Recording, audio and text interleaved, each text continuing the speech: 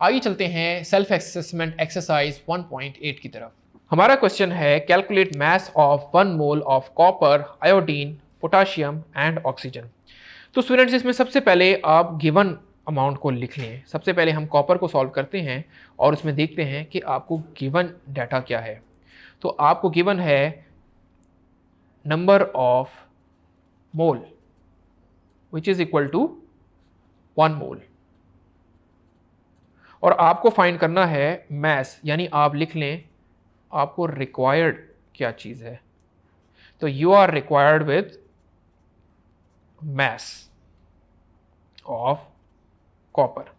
तो हमारे पास solution start करते हैं और सॉल्यूशन में हमने मोल्स का फॉर्मूला पढ़ा कि moles is equal to mass divided by molar mass. आप इसको यूज़ कर सकते हैं। अगर कोई एटॉमिक मास लिखना चाहता है तो वो भी लिख सकता है, बिकॉज कॉपर एक एटम है।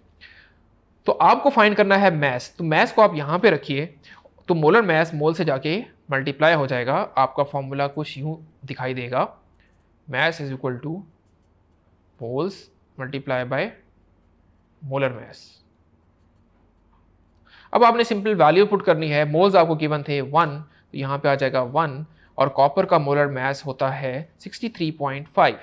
ये आपको याद रखना है। तो आपका आंसर बनेगा 63.5, क्योंकि मास है और मास की यूनिट होते हैं ग्राम्स। तो इस तरीके से आप कॉपर का मोलर मास निकाल सकते हैं। नेक्स्ट आयोडीन की तरफ चलते हैं। आयोडीन को आपको ध्यान में रखना है कि वो हमेशा I2 की फॉर्म में एग्जिस्ट करता है, यानी हम कह सकते हैं आयोडीन इज I2, क्योंकि ये मॉलिक्यूल होता है। तो अब देखते हैं इसका मास कैसे निकलेगा।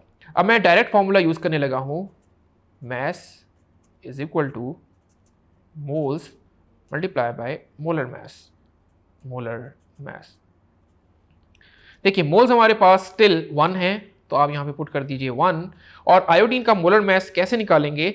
एक आयोडीन का मास होता है 127, तो 2 आयोडीन का मल्टीप्लाई बाय 2 करेंगे तो ये बन जाएगा 254। यूनिट इसके होंगे ग्राम्स पर मोल। तो अब आप यहाँ पे पुट कर दीजिए 1 मल्टीप्लाई विथ 254, तो ये आपका आंसर बन जाएगा 254 ग्राम्स।